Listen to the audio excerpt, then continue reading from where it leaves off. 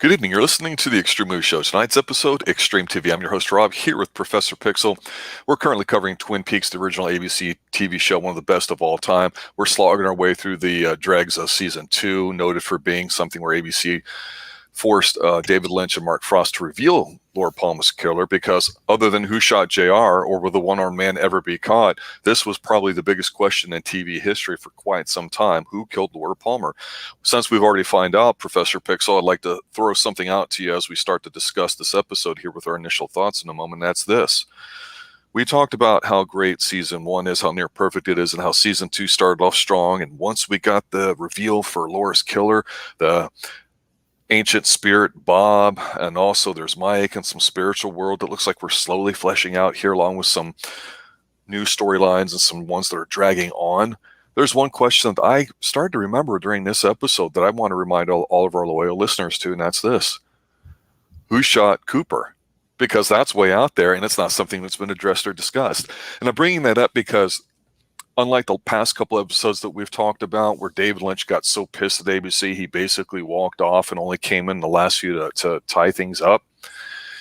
This episode's actually pretty watchable. It's got a lot of the Twin Peaks isms that we've come to know and love. It feels very familiar. The music's back in a good way. Some of the cutscenes are as well. But overall, from my initial thoughts, a much better episode, one that I could almost completely relax and go, okay, maybe they just had a rough patch there for a little bit. Hopefully they can keep things going constant, yet it's going to get crazier. I'm going to tell you that right now. So what did you think about this episode?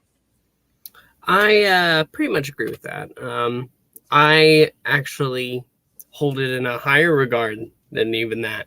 I really think that after the past few weeks where we have been pushing ourselves through an episode, finally, we get an episode that is Twin Peaks once again, and not just in the music, which is obviously nice there, but in the editing.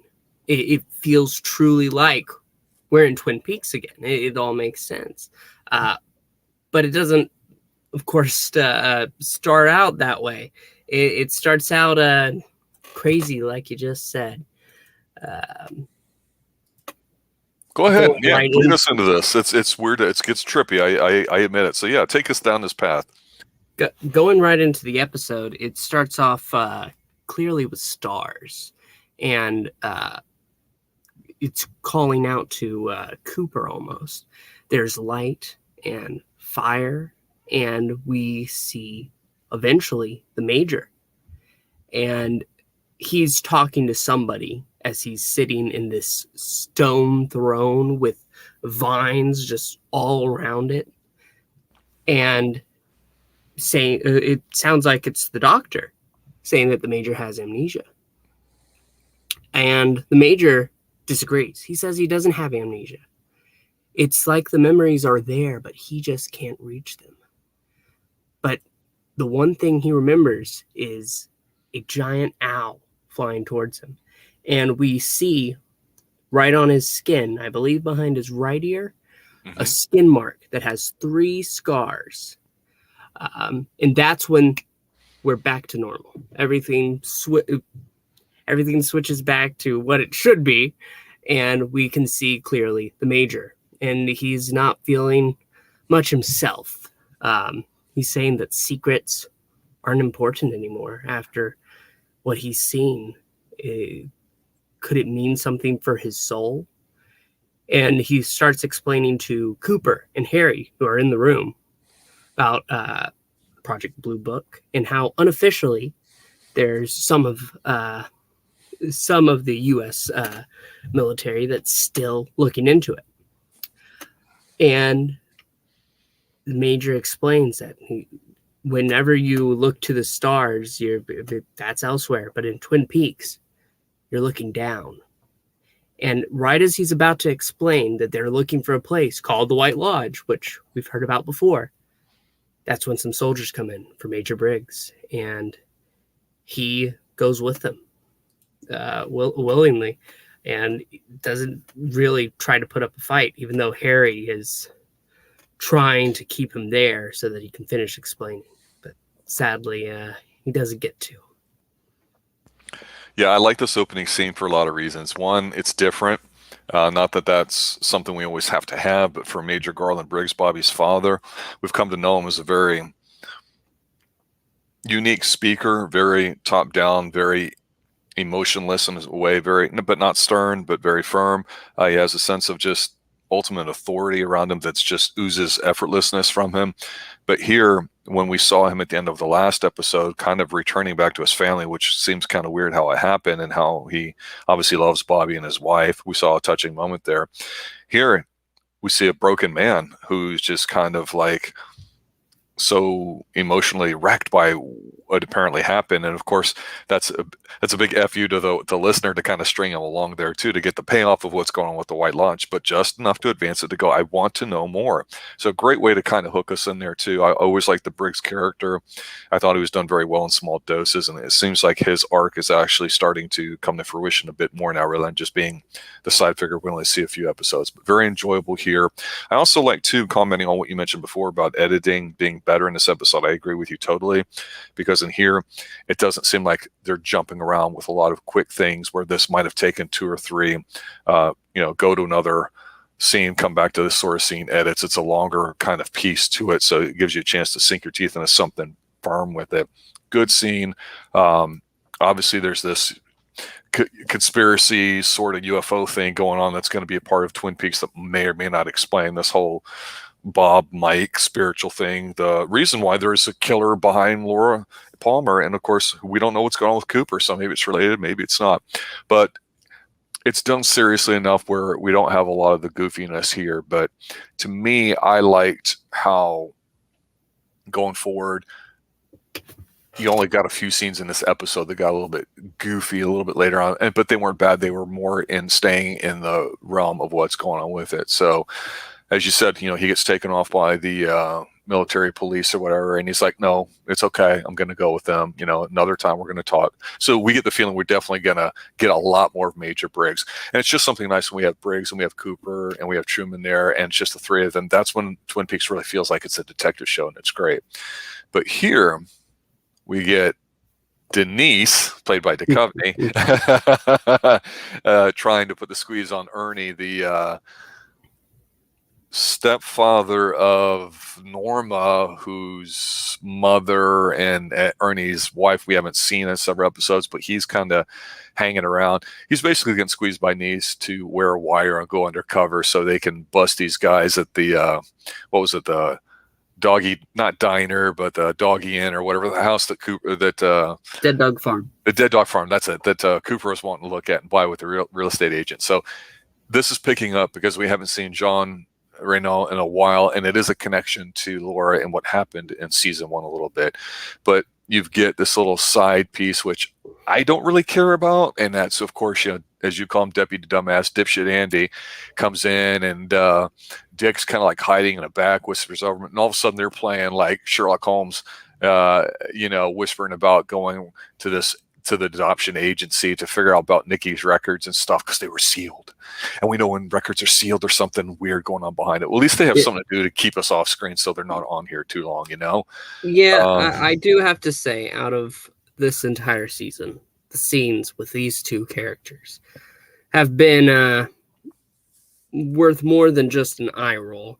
They're worth popping my eyes out of my head. But right. Not this episode.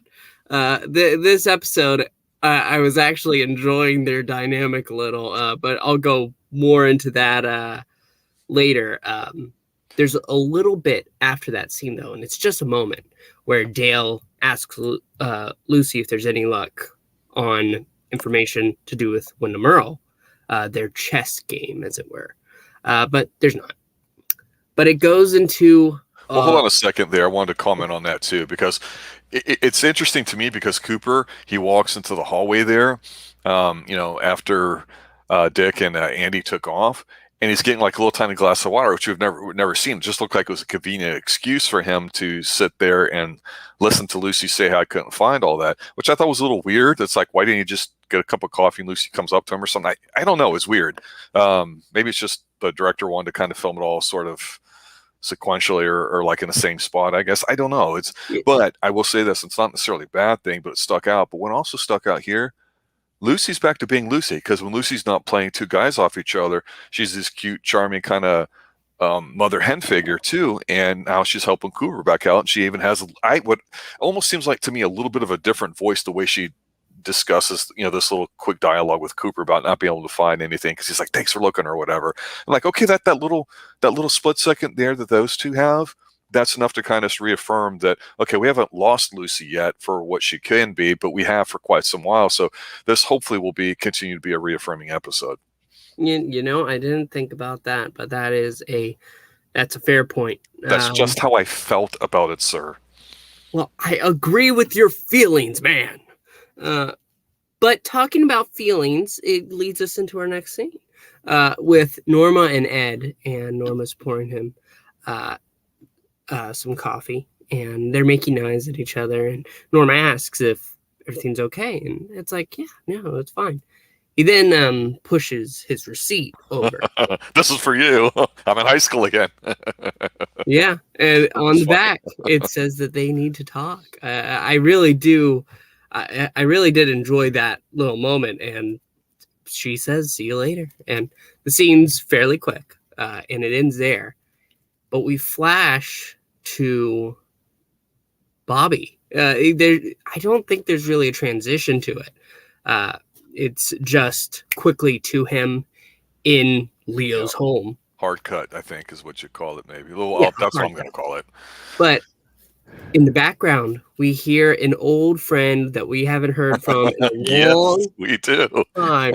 Invitation to Love. I have no idea what the episode's about or anything. It was just nice to hear Invitation to Love again. For me, sometimes when I'm watching it, when I'm, looking at it, maybe I'll rewatch it, take notes. Sometimes I'll put the subtitles on. And, sometimes subtitles miss things, right? But it's kind of funny because when I'm looking at the subtitles here, the scene comes up and it's each day brings a new beginning, and every hour the promise of an invitation to love. And I'm like, yes, it's like a tease. They don't even really say that, but it's a tease, because you're right. If you don't remember it, you're like, oh yeah, that's right. This is something we kind of popped on a little bit earlier. That was a nice little side thing going on. I'm going to have to take a minute and throw us off the trail right here. Invitation to Love in the first season translated to the first season so well. With every episode, you got a hint of what was going on, and it really did help push it along. And this connection between the life of Twin Peaks and the soap opera was great, but it kind of just dropped, and that's really quite sad to me. But getting back to the scene, it actually is a really important scene, because Shelley is clearly not happy and says that Bobby was supposed to be feeding Leo. She's a mess, and says that when he's back, he needs to give him a bath. And Bobby says he's not coming back. He says that he has a new deal going on with Ben, and so working for him is far more important than anything here. And she says, "Do you think I have nothing better to do than just sit here and take care of Leo?" Bobby looks at her and says, "No." That's when Shelley slaps him, and he just leaves as she's screaming after him. And then we just see Leo sitting there with mush in his mouth going blub blub blub, something stupid. But I think it's baby food, actually. She's got all these jars of baby food and beer on the table next to the paper, and I'm like, what the hell? And she even has a bottle too. It looks, I don't know if it's like apple juice.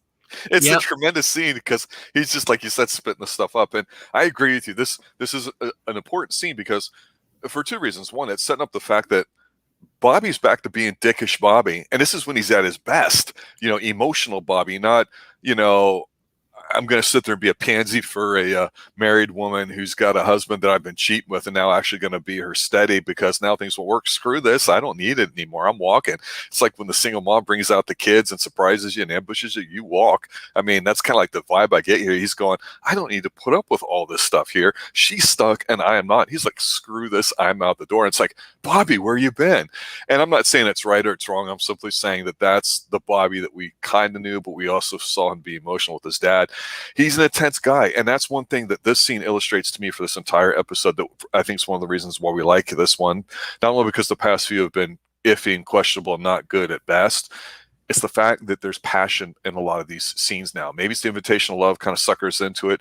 Maybe it's the fact that, this is a really powerful episode where she smacks him and he just gets that look on his face and walks off. I don't know if anything's going to happen with Leo later because Leo's not a little guy. He looks scary just sitting there because obviously they're teasing us with it. Maybe nothing will ever happen, but they're stringing enough along here where you're going, oh, okay. And, their incomplete house too, which looks like crap, is kind of like their relationship. Shelley and Leo's is incomplete. Bobby's and Shelley's is incomplete. It's like, yeah, Shelley's really, really hot. She's smoking hot. She's really, really hot. And I don't know anything else about her other than she's probably incomplete. So therefore, Bobby's realizing this and saying, I'm making good while I got the opportunity. So you're absolutely right. Really important scene, kind of funny. Enjoyed this scene a lot. Yeah, no, it's real. It's really great to see what you just said. There's passion behind the scene, and I don't know. I didn't look at who wrote this episode and who's been writing the last few episodes, but something feels so right. And just on top of that, we transition through mountains. Yeah, and the mountain transition, I really like this because, like I said, one of my favorite things about Twin Peaks is when we say, okay, we're going to make the town a character, a part of it. Not necessarily because, of people talking about it. Oh, we do get that. It's just give us a few seconds to see something breathtaking. Here in Central Florida, where you and I both are at, just west of Orlando, Florida, in the Pine Hills Palace, where the stream is coming to you live from, seeing the Pacific Northwest like this, if you've never been, it's totally dramatically different environment. And I've traveled around the world. I know you've done a little bit of traveling yourself here too, but seeing something like this back then does do a lot just to kind of remind you that, hey, snow-capped peaks, it's foggy over there. Yeah, it's supposed to be kind of, unpleasant. Whereas, like I said, we know that most of the exteriors, except for some canned shots like this, were filmed like probably in the Van Nuys or somewhere on a hilltop, so it kind of throws you off. But here, when they're in the lodge and we're in flannel and there's wood, we're supposed to feel that it's cold and gray and dim. That's what made the opening movie, episode 1, so tremendous, because you felt like you were there on the train tracks with Laura and Ronette and everything too. But going to the scene here, we get to a little bit of the person that I go, this lady reminds me of somebody, and not just the blonde woman from the 40s that was the femme fatale that we say you always had to watch out for. I remember, Pixel, that there used to be a famous person way back in the day, or maybe the person was famous for an infamous incident that occurred to her. And I kept thinking about it, and I started screaming at my TV later on. I was doing that little Leo pointing at the thing from Twitter going, Isadora Duncan, who was a dancer back in the day, probably 100 plus years ago, who had this really long Spanish scarf. She was looking at buying a car like in France somewhere, I think south of France or wherever, because that was where all the Playboys were at the time. Her scarf got caught in the steering wheel and she died because it just ripped her off. Here we get the continuation of James going on in his little angle. He's phoning Ed saying, hey, can you get my money? I want to get sent to this place at this bar. But the lady Evelyn that we're coming in going, yeah, we know she's up to no good. We know that her quote unquote brother, probably her lover really, is it got to be in on it, because that's how these things go. But she comes in and she's got the stain. I'm like, damn it, that's it. So we know it's going to end up like no good. James actually, and maybe I'm giving him too much credit because of how much I bashed him, but he opens up about Laura and all that, and Evelyn realizes, hey, he's a hot piece of what. And they start, making a little kiss, sucky face. So they're escalating physically, of course, their sexual attraction to it. James acts like he could care less, and that's driving her wild, but she's got to step it up here, because this looks like it's also a very pivotal point for James. Even if what James is going through with Evelyn now is completely unrelated to anything happening in Twin Peaks. We do not know of any connection. Maybe there is or there isn't. Not knowing it, kind of almost hoping there is, and not seeing it makes me somewhat interested in this angle. Because obviously we don't know what's going on with their husband and everything else there too, but it's just moving it further. What's your take on the scene? I'm going to have to disagree. I'm going to give James the hard time here because he's a piece of shit. I'm sorry. It's an extreme, but honestly, when he started opening up about Laura, okay, I understand this. And then he brings up the fact that Maddie also died. Doesn't name her, but we know what he meant. He doesn't even think twice about Donna. The person that right after Laura died, he admitted that he had feelings for. And if it was just a throwaway kind of dickish move that Bobby does, okay, I can understand that. But no, he pushed through each episode, always caring about Donna. And then he just throws it away. And it's really just garbage how he's treated her. And I feel so bad for Donna. And we'll get to Donna a little later because she does make an appearance in this episode, thankfully. But I'm just going to have to say that I think James is a real asshole for this scene right here. He's a real asshole. And I just going back to not liking him. That's it. I could argue that Donna comes across as a little needy, and it's a bit of a turnoff because, James was banging Laura, who was obviously banging a bunch of other dudes, which kind of, make you throw up in the back of your mouth when you find out. And so Donna was just a, easy one there, I guess. So, I mean, you can make that argument, and that's not to downplay Donna, but yeah, I can see both sides of it. So we'll see how this plays out here too. He's a guy that obviously likes to run away from his problems rather than meeting them head on. And, he's a horny teenager, so bagging this mysterious blonde's probably got him aroused to no end, and that's understandable. Well, Mrs. Marsh, at the end of this, saying that she needs his help, should put on a red light. And speaking of red lights, yes, that's the next transition. You are correct, sir.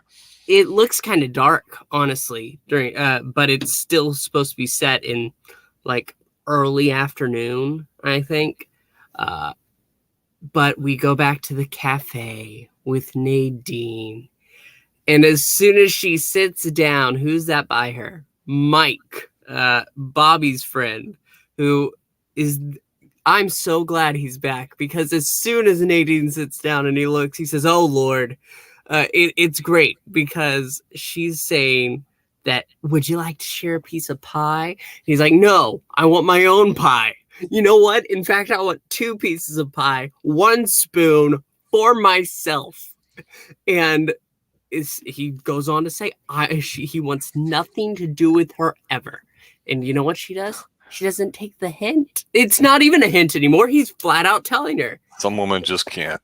Yep. And she just, she pours herself over Mike, kisses him, pushing him back in the stool he's sitting in.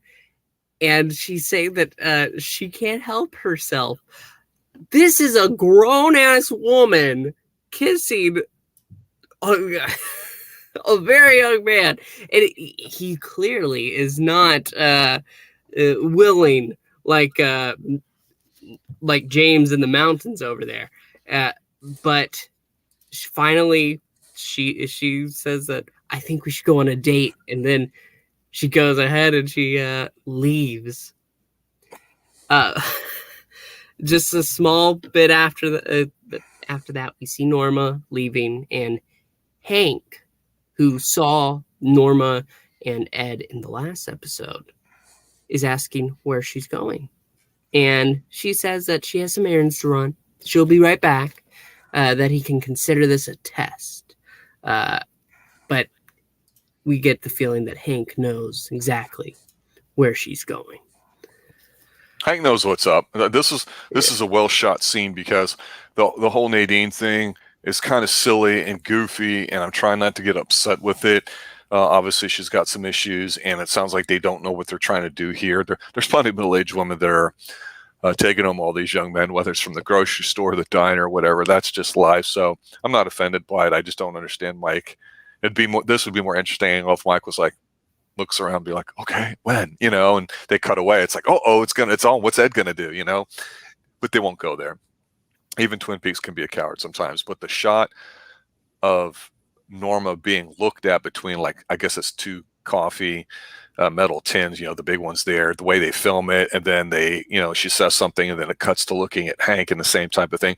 There was some thought put into some of these shots in this episode, and this kind of sticks out too, because it not only is an interesting shot visually, I think it's also, and I'm reading too much into it, of course, but and I must have been on coffee watching this episode, because I was like, this is exactly what the relationship is. They're too busy occasionally watching a little bit of each other to see what's going on, because Norma did vouch for him to get him out. And even though she wants to be with Ed, allegedly, actions speak louder than words. So no matter what her and Ed say with each other, the actions currently are that, Ed feels guilty being with Nadine, even though Norma was his high school sweetheart, and whatever happened, happened.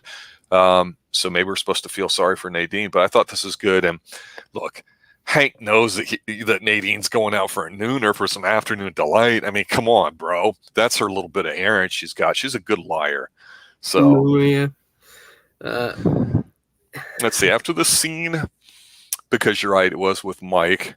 And when I think of Mike Nelson, because that's his name, I can't help but think of Mystery Science Theater, which would come out because Mike Nelson was a major writer and a participant in that show, wonderful show on Comedy Central. We'll discuss that later, but every time I go, oh, that's Mike Nelson with Crow T. Robo and everybody else. Here we get a scene that you're not a fan of. Yeah, it's Truman, and he's going to visit, Josie, and he's like,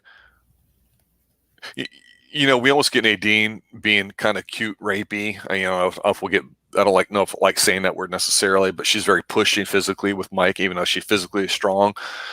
Truman's like that with it. He's like, I love you. I want to be with you. And he's basically, and she's like, no. And he's like, well, if loving you is wrong, I don't want to be right. Kind of, no. And, it's just, Truman should have just noted up and said, well, I see how it is, and walked off, and made Josie come after him, because she's playing them. I can't stand her right now, and she's acting all whatever. She's not the catch anymore, Truman. You should walk away. You should pull a Bobby, who seems to be the smart guy right now. It's a real quick scene. It just reminds us that Josie's there with that too, because the next scene basically is Audrey, in this hallway where Ben's secretary, is running away. She's all upset or something. She goes in and she sees Ben doing the Gettysburg battle or whatever with these figures and stuff like that, and calls for her uncle. So it's kind of like, okay, now we're going to get into the worst part of this episode, which is Ben. But two small scenes. I'm actually going to have to. I knew I would have to, because I understand you don't care for Josie, and you think that she's the sneakiest of all the women here, to put it in kinder terms. But you can't trust her. I'm not even talking about loyalty here or whatever. You can't trust her. She's done nothing but lie about everything. She's used her sexual wares to get where she's at, and Truman's the only guy that can't see it. It's frustrating. I really think she's been broken down, but because she's been broken in, more is the right way to say it. Yes.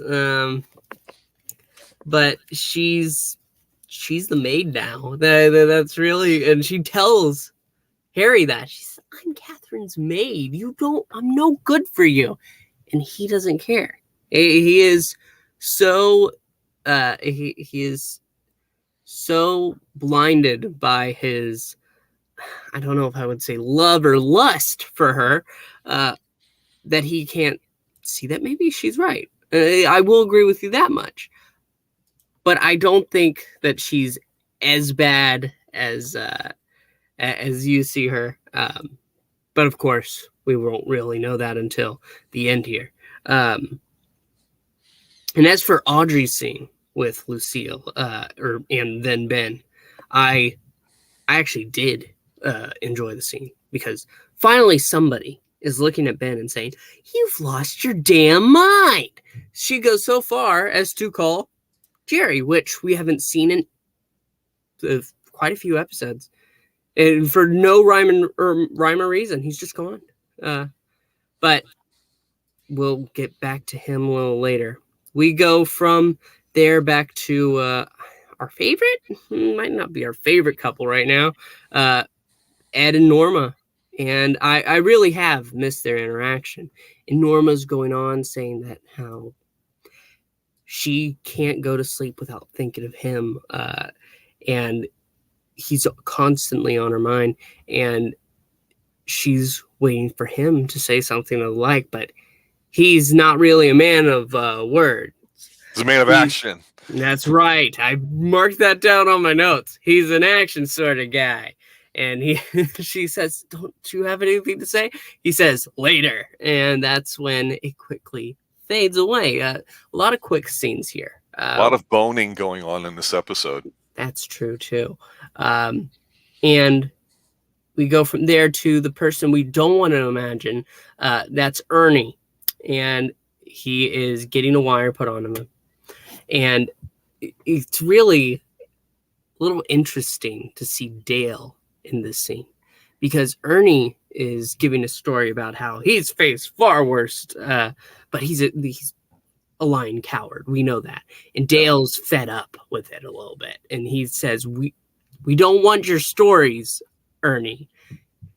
He wants him to stay focused. And there's a quick moment after that where Dale mentions that he's not with the law anymore. And Harry says, I actually wanted to address that. And he tosses him a badge. He deputizes him. It's a really sweet moment. Again, Ernie is a coward and is begging not to go. And he doesn't really have a choice. And he realizes this, but he's going to try to worm his way out the best he can. But the scene officially ends after who walks in but Denise, or... No, not Denise. Dennis. That's correct. Looking sharp in a suit and a pinky ring. Slick back hair. I know. It's a full-on transition right there. That was not meant to be pun not intended. But it's another one of those quick scenes. A lot of quick scenes. This is really flowing along. Yeah, it is. As we're discussing it. And it makes me realize, looking back now, just how much is in this episode. It's meaty for sure, because when Dennis comes in, and obviously Denise, I joke about being played by Duchovny, and I spotted off a few episodes ago when we saw this person dressed up as a cross-dresser, not necessarily as a transgendered individual, but somebody that just said they feel comfortable with clothing and all that. So he acts mildly feminine, but not swishy or full-on, rainbow pride gay or anything like that, but definitely not 100% masculine. And sometimes you might say, well, somebody that grew up in a female household or without a masculine male, whether you call it an alpha male, but a positive male role model where you can see the interactions between, hetero male and female, you may not pick up on some of those types of interpersonal types of behavior, verbally, physically, and all that, because he's not lispy. He's not, walking around with a effeminate hand or anything like that. But that's why I say, even though this is one of Duchovny's earliest roles, it does a very good job, because when he walks in a suit, he's looking good. He's looking sharp. Duchovny's not an ugly dude. But you still feel like it's, Denise, the character that he's playing, a competent FBI agent that's trying to work on something. And earlier in this episode, we saw Denise there, in full dress outfit and everything too, now in a suit. So you got this big change here. But I think it's a pretty good episode too. And it's just one of those things where I think of Cooper and Truman. I go, there's a movie, I want to say in the early 80s, that had it had the guy that played Perseus in Clash of the Titans, Harry Hamlin. He played in a movie, and what it was about this is a straight male who ended up having I guess you'd call it a homosexual relationship, like with another male. And I think that other male was played by Michael Onekon, Sheriff Truman. Because I'm looking at Truman and I'm looking at Cooper, and I go, there's no implication at all between them. There's no goofing with homoerotic looks or gazes or anything stupid like that. But they have a bromance going on. And then you throw in Denise in here. It's like, I don't think Duchovny's trying to necessarily say anything other than, have a few different characters rather than standard role model types in here, but it makes it very interesting because it's not a sexual tension, but there's definitely a bromance to it, a genuine affection that Truman and Cooper have. And when he gets the badge, I agree with you. It's a quick scene, but it's very, affectionate, and it works. There's also another quick scene, which again is what you mentioned earlier, twice, two beautiful transitions. The what was it we saw for the transition? We saw the long mountains, and then we also saw the lamppost, the hanging one, changing colors that we've seen several times before in various stages of day. So we go from there to I don't really like Deputy Dumbass, and I don't really like Dick and Andy, but they're breaking into the door for boys to find the files, because back then everything was paper, and it still is today, even though there's a lot of digital, to find the the unsealed stuff. And it's just dumb because this couple comes in and say, "We're sorry, Bruce we're early." Yeah, and they're trying to act like nothing's going on. It's dumb. I don't hate it, but I don't really like it. And again, it's a quick scene. But then you get what I get more important. Wait. I'm sorry. I'm gonna let you continue on. I have to address this. This is the best scene that they've ever had together. That's a period. Because when the Bruce, it is true. It's true. Saying that they're looking for Donnie, Dick is trying to step up and trying to throw him off, and says, "Oh, Donnie, well, he's dead." What? Oops. Not the right thing to say. Dead tired is what I mean. He's not feeling very well. It's just hilarious. It's genuinely funny, and that was appreciated. The problem with Dick here is that the actor does a good job in him, but you even talked about the horrible scene where Andy gets a vision of little Nicky dressed as a devil in his head that we get as a thought bubble, which to me is probably when you could argue that this whole show ends, seriously, because we're in the doldrums, even though it's starting to pick up in this episode, or at least for this episode it is. And then you get Dick in here that has the weird outfits, even though I thought it was neat that Nicky wore the same outfit as him, even when we're on the side of the road changing tires. I kind of popped for that because he's a men's clothes fashionista, which is always a good thing. And then here he's got the detective outfit on, the throwback bogey looking thing that's almost like a trench coat, and the gloves and everything. So I kind of want to see this character, but not in this TV show, if that makes sense. So I'll concede that, and I don't mean to make it sound like it's nothing, but this is the best scene that they have together so far. Because here's the thing that I wanted to bring up now: when you give people something to do rather than just talking, a lot of times that's better. We saw that with Shelley and Bobby. Something's going on. He's leaving. Boom, done. Saw a lot of talking about what the plan is or what we're going to do. Done. Ed, Norma, what are they doing? They're getting together. They're hooking up. They're reinvigorating their dormant relationship that's been, on the back burner for a month or two, let's say. Okay, things are happening in this episode, not just talking about progressing or doing slowly. They're moving. And we talked about the editing and the flow. All of a sudden, there's an uptick in activity. And you can, I think, give people a benefit of the doubt with things like we have with Deputy Dumbass and Dick here, Dick and Andy.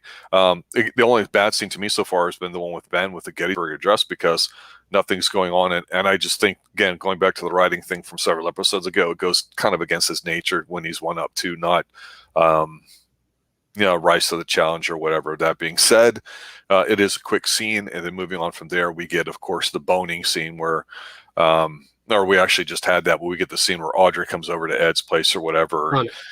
Donna, excuse me. And where Donna's basically saying, hey, I couldn't find, Bobby or whatever, but da-da-da. Because they all know each other. I mean, Ed is a bunkhouse boy. Same thing with James. So, Ed is James's uncle. Right, but they're bunkhouse boys, so they have that other thing. And I don't know if she knows that, but obviously I always felt that she had, and not in a weird way or a bad way, I think she had a good deal of affection for Ed as well. Like, they genuinely like each other. There's no animosity or like, oh, your parents are stupid, they don't know what the hell's going on, you don't even know what the cell phone is. None of that there. Maybe it's a small town thing, but there was a scene or two with them early on, I believe, in want to say it was season 1 or 2, where they're talking, where you go, okay, they all kind of sort of know each other. And we're going to have to figure out how. And I was reminded of that from the scene.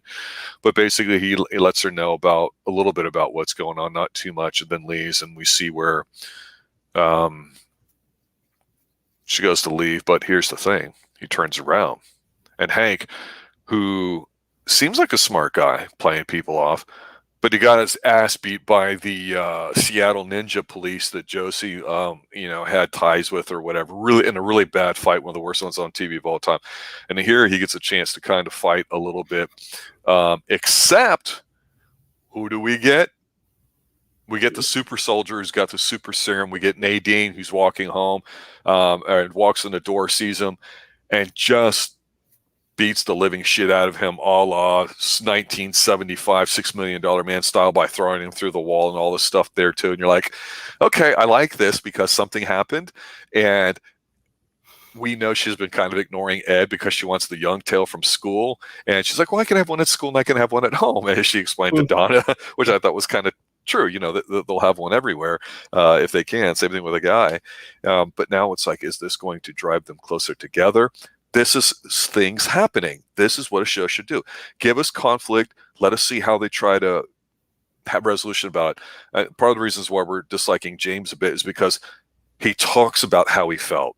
And what does he do action-wise? He runs off on his bike to get away from it all. So whether you call that a bitch move or fight or flight, that's one of the reasons why we don't like him, even though he's a good-looking guy. It seems to be a decent fellow. He might be of average intelligence, but he's a bunkhouse boy and a good boy in town. Yet you are not kind of liking some stuff about what's going on. So again, to your point, not really a big scene, but a good one. So I feel like that before we transition, we need to address a few things about this scene, though, because it's not directly turning around and seeing Hank, because Ed, he tells Donna that James asked for some money to be delivered to a bar.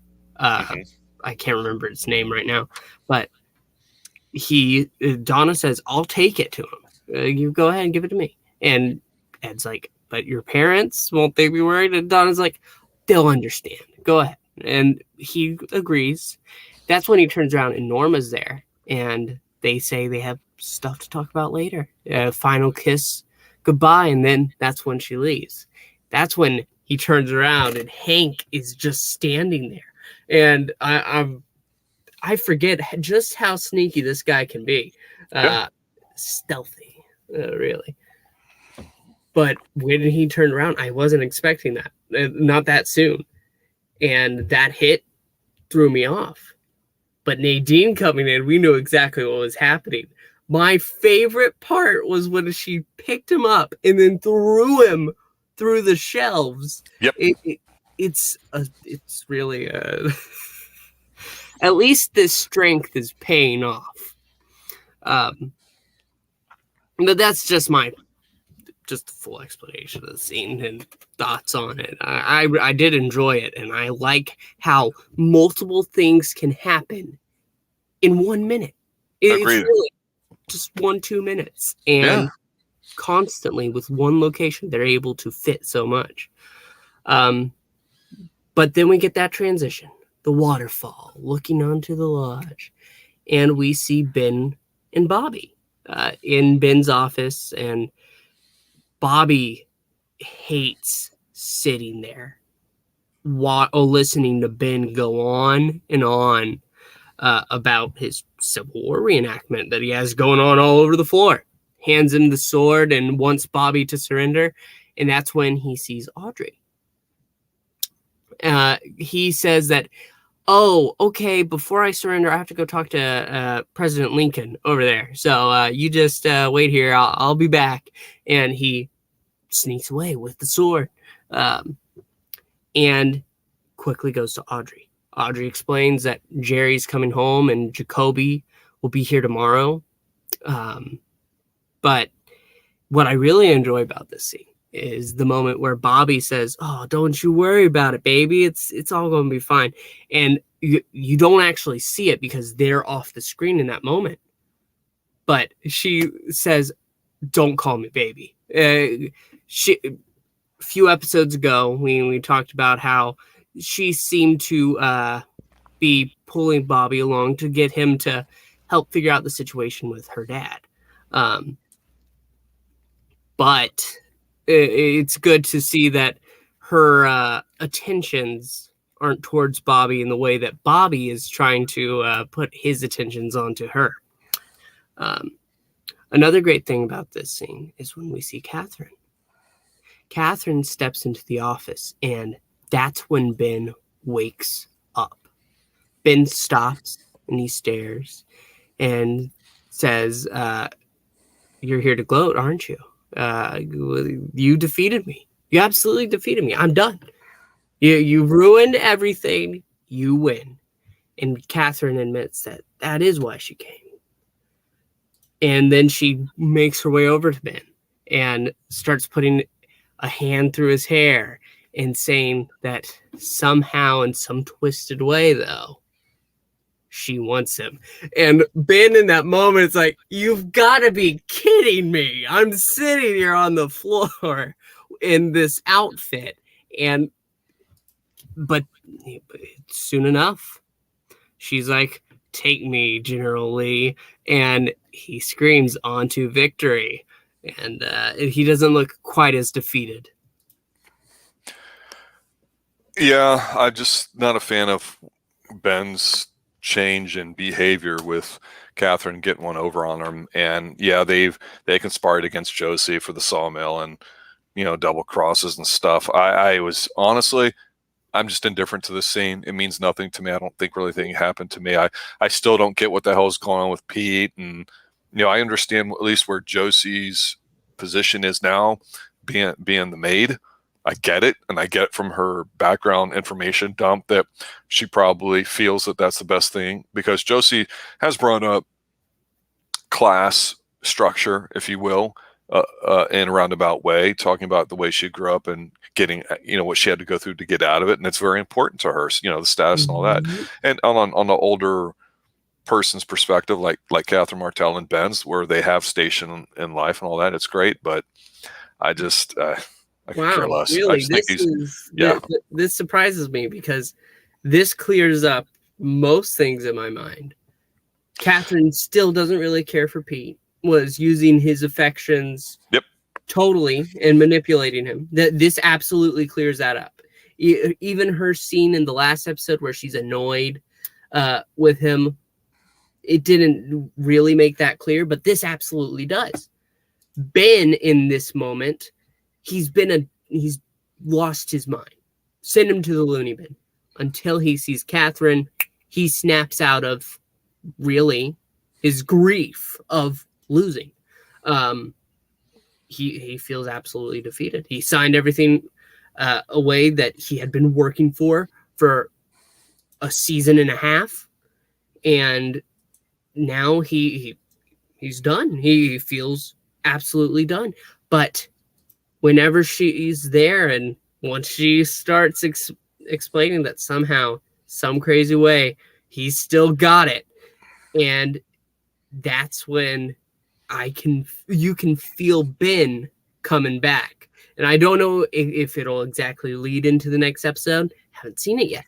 But I really feel this is a powerful scene because of what it clears up. Well, I won't argue those points. I just look at it and go, why do I care about him? Why do I care about her? I like them battling each other. Now that there's no conflict because she won, what's the payoff? And Pete being the punk, even though he's a likable guy, I look at that and go, yeah, he's a bit of a punk, and he kind of knows it, and I guess we're supposed to be okay with that. And I was for a while, and you have the old man excuse or the love of my life thing that he did and all that. And now I'm just going, now I want Pete to murder somebody. I mean, that's just how it is. I'm like, because Catherine is supposed to be a bad person and same thing with Ben in that sense. And if you don't want to say they're, bad because, evil can't just be, black and white, you have to have your shades of gray and understand the nuances and context to give me all this highfalutin nonsense crap. The bottom line is they work, the three of them, because they're fighting. Now they're not fighting. So why do we care watching it? That's how we've come to know both of them. So that's kind of where I'm coming from with that. Okay, that's fair. Yeah. So, I mean, I understand what you're saying with the scene. I don't disagree with that at all. So I think if somebody's interested in one of those people or a couple of them, those are legitimate considerations for it there too. It's almost like, okay, this is where they put almost everything together, tie the knot, and maybe they can pivot here by doing it that well. Because the next scene too, which again, as we go into the next scene, you can sit there and say, well, maybe Catherine maybe she saw Ben and said, yeah, I took everything from him, but dang it, I still want him. Let's bone. A lot of boning going on because in this next scene, James is leading Evelyn out. Isadora Duncan, as it were, the modern day version. She's blindfolded and he's got the fine champagne. And he's showing her the car that he was staying there for a few days working on and all that too. And so, of course, now what? She does an interesting thing, though, with this scene that when you look at a scene, sometimes we can look at the verbal and sometimes we could look at the writing and go, well, the writing sucks, but the acting's good, or vice versa. When it's all clicking, sometimes to your point, you can see things on different levels. One of the things sometimes that looks really good, if it's important in a show or the way an actor gets into roles, their body language. To your point, he's kind of, I don't know, he runs from his problems, let's just say. We know that Evelyn's probably up to no good and they're wanting to bone, but they're looking at each other and they talk, and she's basically complimenting without overdoing it or being hardcore sex kitten or whatever. But she sits down on the hood of the car. I don't know if it's a Rolls Royce, an old school one, but something like that's really nice. It's a ragtop type of thing, but definitely like a 30s, 40s kind of car.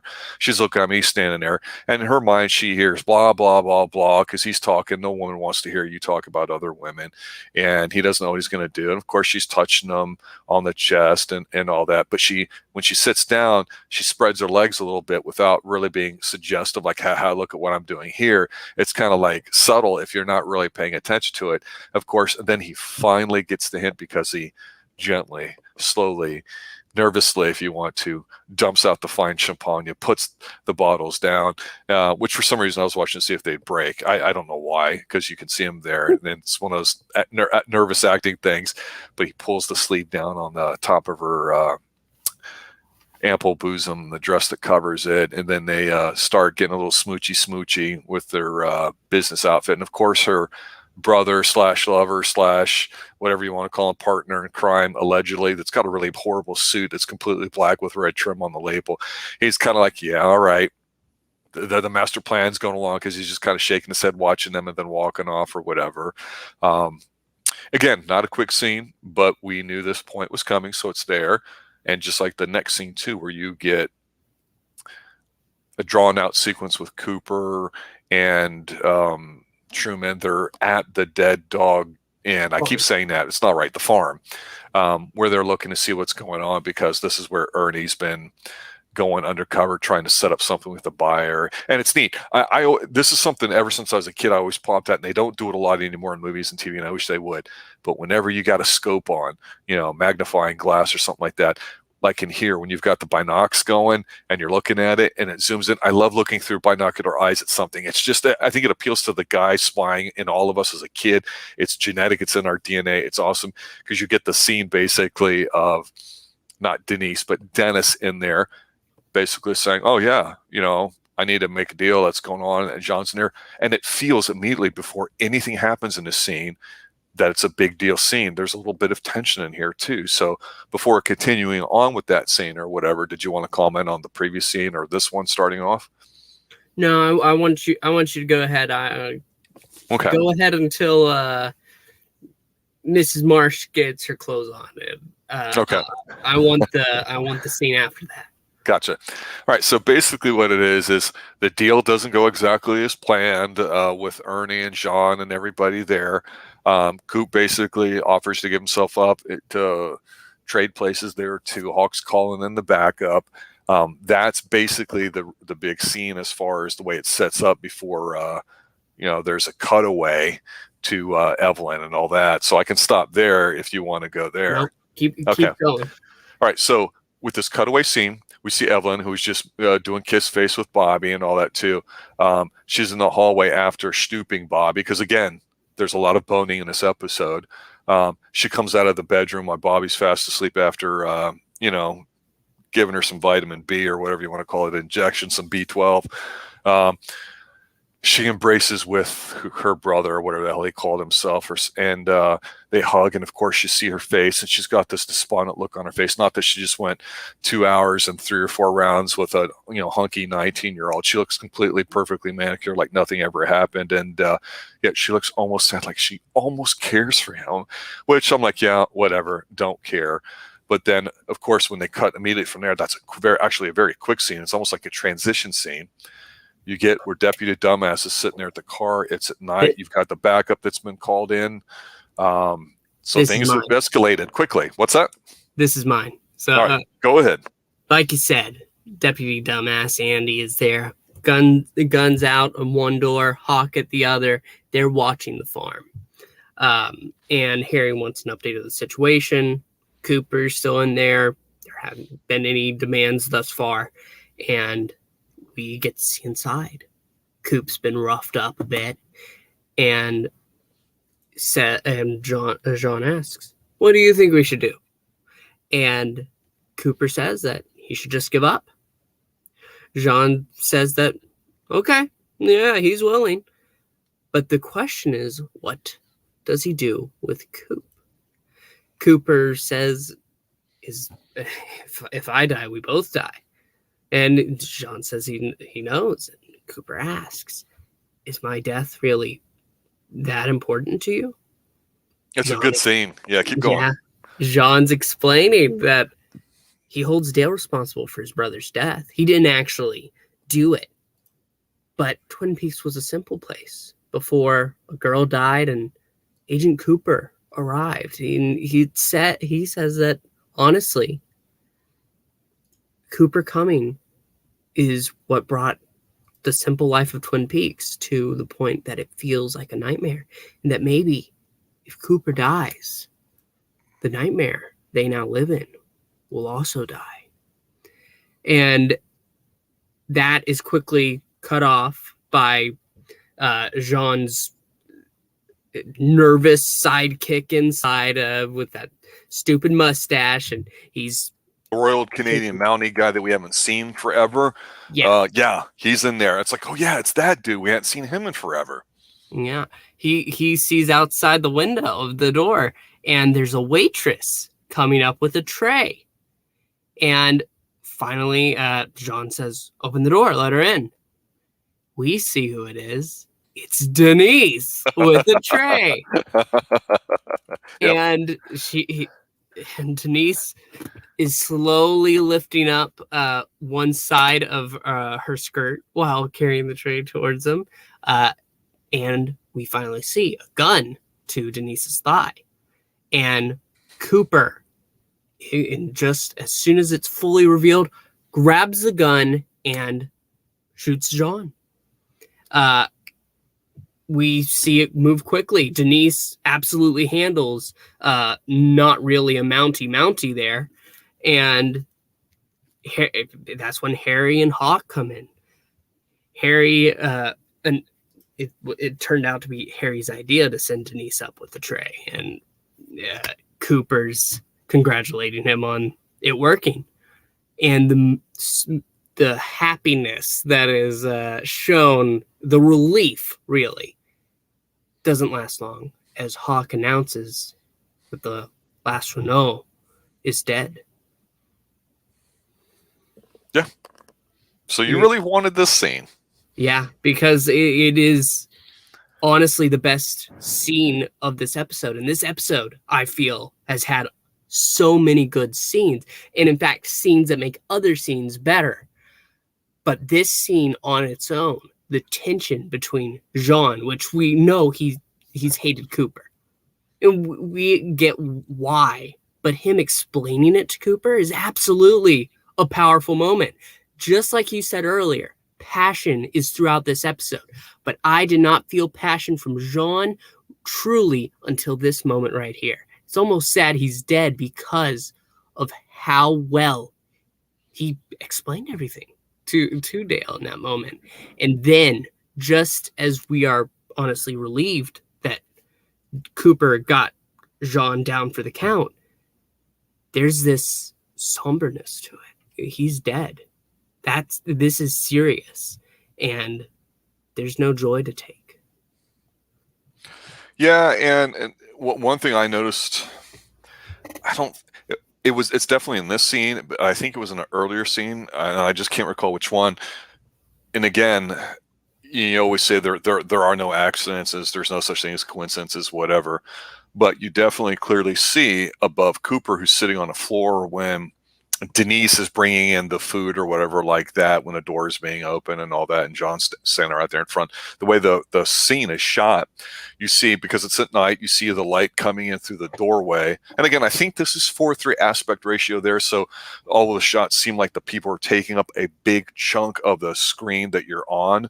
I don't know what you would call that. I'm not a film guy, but what it does to me is it makes me feel like scenes can be a lot more intimate, at least back then, and they had to be shot through a certain way you would look at it, because maybe it's not necessarily on film where you might have 69 aspect ratio. The reason why I'm saying this is because there's a huge chunk on the right hand side where Cooper's sitting down, like you said, being roughed up and all that, where you see the light shining through, and so there's like this white square above him. So some people might go, oh, it's the light above his head, God is looking out for him, if you want to go that way with it. But above it, there's, and kind of, again, the dead dog farm, whatever, it's an older building. It has a history. We don't know what it is, but it's been implied, that's been around for a long time. So it's not 100% clean in there, because it's been used for running drugs and who knows what else, vagrants and stuff. So there's a lot of trash and stuff in there. And above his head, there's a giant peace symbol that you would see like back from people coming back from the war in the 60s from Vietnam and whatnot. I don't know about Korea. And I just noticed that it's very noticeable in a couple scenes too, that it's above Cooper's head in this light. And then when the gun comes out, like you say, the action's really, really quick. And then when Coop stands up, you still see it behind him or whatever on his head. So it's very apparent. To me, it's almost hard to miss or whatever. But I don't know what that means, if that's supposed to be ironic because of, here's a shooting. And to your point, it almost seems, we're almost sad that Jean gets it. Not really, but it's almost respectful between the two, like it was a worthy opponent, because he was terrifying to me. He had such a, I'm not going to say presence, like you were scared of him, but he had command. He had that functional sort of expertise that just made you go, guy's got instant credibility. He did not screw around. He didn't have to yell and scream or do anything dumb or stupid to be effective. And so it was the way people responded to his presence that as a viewer, you saw it, you didn't have to be told it. And he's not a remarkable looking physical specimen. He's not a tiny looking kid or this giant, ugly, pretty guy, whatever. He just seems like a normal dude dressed well, but damn it, he's got that presence about him. I want to say I'm glad that we're covering this together, because I didn't notice the peace symbol thing at all.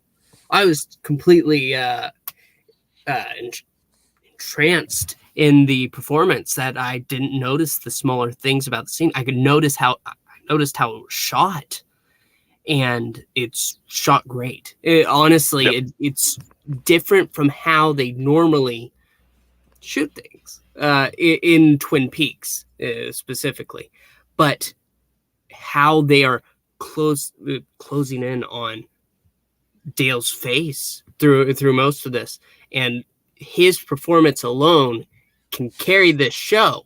But to have that powerful performance met with John's, it is absolutely great. And I do agree, he was a formidable opponent, and it is kind of sad that he is gone. I felt that the episode was going to end on that scene, but it doesn't. And I want you to take the last scene. Well, there's oh geez. Okay. We see Shelley in the house, and in Leo's house we hear the music playing, and it is surging, the power. We see the lights flicker and the music warbling down and then coming back on, and she's calling for Bobby, and she's going around, goes slowly over to Leo's bed to, I guess, check on him, pulls the screen because she notices something's wrong. Leo's not there. There's a clown doll instead in his bed. She is calling for Bobby again, saying, Bobby, this isn't funny. This isn't funny. She's going around. She goes slowly to Leo's wheelchair, turns it around. He's not there either. She turns, and standing by the doorway is Leo. Cake all over his face, a painted on nose, I believe. It's Leo with a minor resemblance to a clown, smiling at her, and Shelley screams. But that's not the final scene of this episode, because quickly we go to the sheriff's station and we get an explanation that there was a call to Lucy about a bomb and then an explosion, and the power is completely out. We see Dale walking around the station itself because they cleared out while the power was surging. And he's looking around with a lighter, and he opens the sheriff's office. And he quickly calls Harry, and Harry comes in alone. Tied up to a chair is a dead body with one finger pointing to a chessboard. Wyndham Earl has made his move.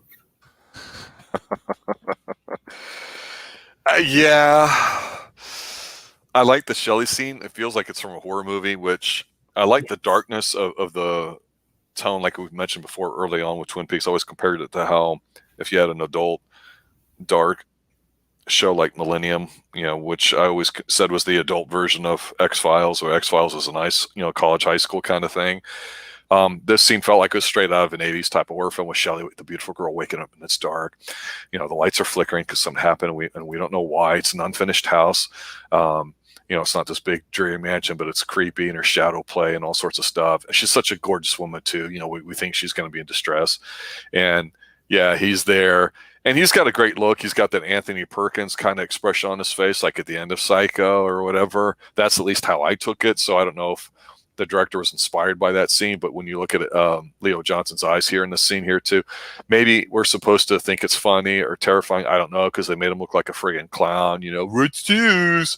But then no, it didn't start off that way with him, because they actually had him like spitting up stuff and almost moving his eye just a little bit to freak you out. So they were going for the scares, and then they went for the lulls, and now it's like, okay, you take a guy that was creepy, a bastard in this guy, and now you're turning him into a buffoon. I hope it doesn't turn that way too, because yeah, you're right. Again, a lot of ways to end this episode. They could have ended it with the arrest, maybe a little light thing after that, but no, they went full bore. We're amping it up here. We're going with something happened to you. You're saying that there's a storm. It's dark out. The wind's blowing, which of course, whenever something bad's going to happen, that's what happens here in Twin Peaks. Lucy's in full on Lucy mode, explaining to Dale and Truman what's going on, and it works. It feels good. It's a nice little scene too, because now all of a sudden they have something they have to do. Twin Peaks, whatever's going on, it hasn't ended. We've got this big resolution allegedly to the Renault brothers and everything else, but we still don't know who shot Cooper, which nothing was mentioned in here. I was thinking about that here because so much happens. Now we got our characters going back to the kind of the way we know them, and we never mentioned really Hawk at all, but he's in several scenes. He's got dialogue, nothing necessarily significant, but we know that he's a functional member of the team, and it's good to see him not acting like a doofus with the one young woman that everybody was swooning over, which of course we don't see her or anything else there at all. So again, loose ends. Maybe it's that maybe it's one of those loose ends that's better left forgotten. I don't really care. I'm going to have to, yes, that scene in the last episode is better left forgotten. We don't need to think about that woman ever again, or the fact that the men were all swooning over her. But Hawk in this episode, you said he didn't really have any powerful moments in it, but he wasn't acting like a dumbass. I disagree. He was powerful in his delivery of the line, "He's dead." Just those words alone. Yeah, no, he carries weight with what he does. I don't disagree. I'm just saying we've never had a Hawk story arc. Yes, that out is of all true. the characters we've had that screen time, he's had the least amount of stuff to do. So I wonder if we're ever going to get one. I thought there might be a chance because, to your point here with the dead body with Wyndham Earl, okay, this is getting escalating kind of quickly, and we know Wyndham Earl was his partner, and it was related to the big speech he gives, Audrey, about why he can't be with her, even though he alludes that he wants to. And there's the chessboard in front of this guy with the big Coke bottle glasses and everything. But there, it looks like it's a deer head.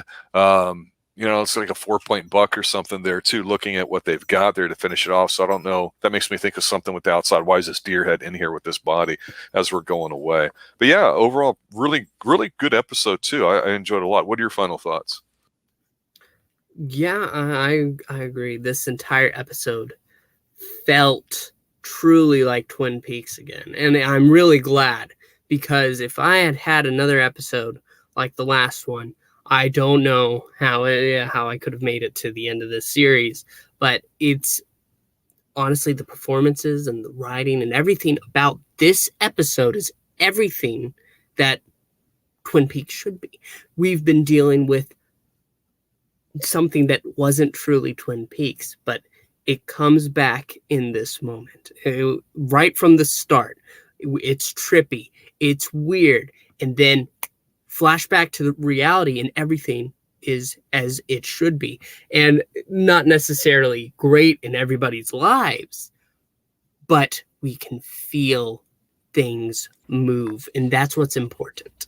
Agree, because it can be a bad show as far as the way it's acted or written or shot or any combinations of things. Budget, we've talked about on our stream, our Xtreme movie show, covering the first season and the only season of Kolchak the Night Stalker from the 70s, and we had some hit or misses in there, but the bottom line is the strength of Darren McGavin's performance in there carries it, along with some other neat things. And then here, it has to do with relationships. So we know that as bad as Twin Peaks has been for a while, that if you just focus on what makes it work, a lot of other things can be forgiven. So overall, like you said, a positive episode. I don't consider it like a pivot episode or something where they're trying stuff out. It seems like, okay, what were the 1 or 2 episodes before this that set everything up? Because the ones we saw before this weren't it. Those episodes were adrift. And to me, this is really moving stuff along. And I did enjoy this episode. So I agree with you totally on that. And I'm looking forward to next week when we go over the next episode too. So we only have so many more before the end of season 2 and before Lynch himself comes back to kind of right the ship a little bit too, because again, we still have a couple loose ends, big ones to me anyway. And that's who shot Cooper. Nobody's mentioned, nobody's brought it up, but it's staring me going, okay, if season 2 ends before we talk about, season 3 and Fire Walk with Me, the movie, long period of time before season 3, why the hell aren't they addressing it? Does that have something to do with Wyndham Earl? I don't know. I think at this point, they knew that the season 2 was going to be the end because of the ratings, because of the screwing around with saying you have to divulge who killed Laura Palmer, and they were forced into that, which they were never going to do. I would have loved to have seen that show. That being said, they're trying things out. Some things aren't working. Now some things are clicking, but who shot Cooper? And we've got some open storylines. How are they going to end with White Lodge, Black Lodge, Major Garland Briggs? Is there anything I haven't said that you're thinking about that you go, okay, this is a loose end that I want to see absolved or dealt with before the season ends? Or, something's got to stick out, I would think. Really, it is what you said about Agent Cooper. Agent Cooper was shot, and I thought it was Jean, but thinking back on it, I have no evidence of that. I can't be sure of that. It could have been Wyndham Earl, but I don't know that yet. I do want that answered. And other than that, really, no. The stories are naturally progressing. I can't think of really a storyline that's been lost thus far, because every story that we had has transitioned into a new one. It stayed the same. But we're going to have to just wait and see. And I'm really excited to see what comes. Well, there you have it, ladies and gentlemen. Professor Pixel and me, your host here in the Xtreme Movie Show, Rob, going over Twin Peaks. Looking forward to covering the rest of the episodes here. Got any feedback for us? Let us know what's going on with it until we get into episode, was it 14 next week? Man, about 6, 7 more to go. Man, this is going good. Thanks everybody for listening. As always, have a good night. And remember, stay extreme.